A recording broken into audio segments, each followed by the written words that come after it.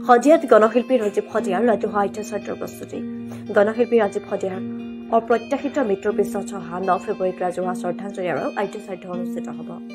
শদিয়াৰ টুপচিঙা গাঁৱত অনুষ্ঠিত হ'বলগীয়া আদ্যশ্ৰাদ্ধৰ বিষয়ে সবিশেষ জনালে আদ্যশ্ৰাদ্ধ আয়োজক সমিতিৰ যুটীয়া সম্পাদক তথা টাইপা কেন্দ্ৰীয় সমিতিৰ সম্পাদক মনোৰঞ্জন গগৈ। শদিয়াৰ কন্দিল নদীৰ সমীপত অৱস্থিত প্ৰায় 80 বছৰীয়া টুপচিঙা গাঁওখনৰ বাসিন্দা শুক্ৰধৰ গগৈ আৰু লক্ষীমা গগৈৰ মাতৃপুত্ৰ আছিল গণশিল্পী ৰাজীৱ শদিয়া। ডিগবৈৰ পৰা বিনোদ গগৈৰ ৰিপৰ্ট সংবাদ 365। গণশিল্পী ৰাজীৱ শদিয়াদেৱৰ আদ্যশ্ৰাদ্ধৰ দিন আমি 9 ফেব্ৰুৱাৰীৰ দিনা আমি ধাৰ্য কৰিছোঁ। 26 মাঘ দেওবাৰ, গতিকে উক্ত দিনা সকলো ৰাইজক আমি সাদৰেৰে নিমন্ত্ৰণ জনাইছোঁ। টুপচিঙা দ্বীপজ্যোতি যুৱ সংঘৰ উদ্যোগত অসমৰ বিভিন্ন দল সংগঠন অনুষ্ঠান প্ৰতিষ্ঠান আৰু শদিয়াৰ সকলো যুৱ সংঘৰ সৌজন্যত লগতে শদিয়াবাসীৰ ৰাইজৰ আতিথ্যত আমি এই গণশিল্পীগৰাকীৰ আদ্যশ্ৰাদ্ধখন আমি আয়োজন কৰিছোঁ। এই আদ্যশ্ৰাদ্ধখন বহুল ভিত্তিত যিহেতু আমি হ'ব বুলি আশা কৰিছোঁ, কাৰণ তেখেতৰ গুণমুগ্ধ অলেখ। গতিকে এই আদ্যশ্ৰাদ্ধত আমি প্ৰায় 30ৰ পৰা 40,000 মানুহ সমাগত হ'ব বুলি সমবেত হ'ব বুলি আমি আশা কৰিছোঁ। গতিকে আমি সকলো ব্যৱস্থাবিলাক আমি পুংখানুপুংখভাৱে আমি নিৰূপণ কৰিছোঁ। আমাৰ ইয়াতে যি মাংগলিক কাম হ'ব, মাংগলিক কামত আমাৰ প্ৰায় গায়ন বায়ন প্ৰায় 22 যোৰামান হ'ব। আমি তেখেতলোকৰ কাৰণে আমি নিৰ্দিষ্ট ব্যৱস্থা কৰিছোঁ।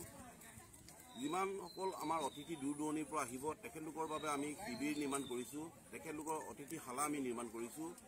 আৰু ৰাজীৱ শদিয়াদেৱৰ যি আদ্যশ্ৰাদ্ধলৈ আহিব, তেওঁলোকৰ কাৰণে আমি সৰ্বধৰ্মীয় প্ৰাৰ্থনা সভাৰো আমি আয়োজন কৰিছোঁ। গতিকে তেখেতলোকে সৰ্বধৰ্মীয় প্ৰাৰ্থনা অনুষ্ঠানত অংশগ্ৰহণ কৰিব পাৰিব।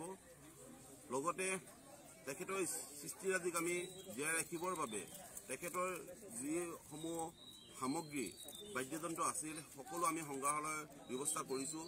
তেখেতক যিসকলে ইতিমধ্যে শোকবাৰ্তা প্ৰেৰণ কৰিছে বা তেখেতলৈ যিখিনি সম্বৰ্ধনা দিছে, সেইসমূহ সম্পূৰ্ণ আমি ৰাইজৰ আগত প্ৰদৰ্শন কৰাম।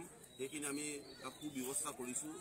লগতে যিমান আমাৰ অতিথি আহিব, তেওঁলোকৰ বাবে আমি খাদ্যাভ্যাস আমি গ্ৰহণ কৰিবৰ বাবে আমি প্ৰায় 30তকৈ অধিক প্ৰায় 35টামান আমি কাউণ্টাৰ খুলিছোঁ। তেখেতলোকে আহাৰ গ্ৰহণ কৰিব পাৰিব, সকলোৰে বাবে আমি মুকলি কৰিম।